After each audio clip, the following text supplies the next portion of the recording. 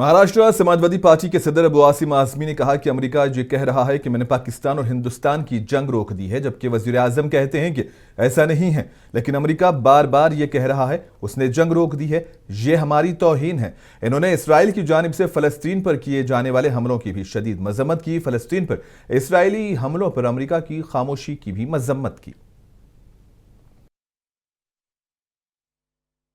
जो अमेरिका की चौधराहट है देश में ना, वो खत्म होना चाहिए।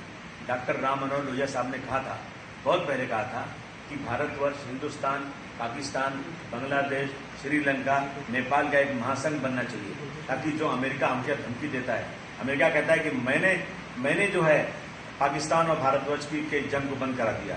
हमारे इसमें अपमान हमारा है। प्रधानमंत्री जी कहते नहीं, ऐसा नहीं है, वो बार बार कह रहे हैं हमने जंग बंद कराया। और जिस तरह से इसराइल ने फलस्तीनियों के ऊपर जिस तरह से हमला किया और बच्चे, नए छोटे छोटे बच्चों को जैसा मारा गया, भूख से तड़प रहे हैं, खाने के लिए जा रहे हैं, एनजीओ खाना ला रही है, वहां पे बम मार के कितने लोगों को मार दिया, उस पर अमेरिका नहीं कुछ बोल रहा है। अमेरिका फिर भी इसराइल का साथ दे रहा है।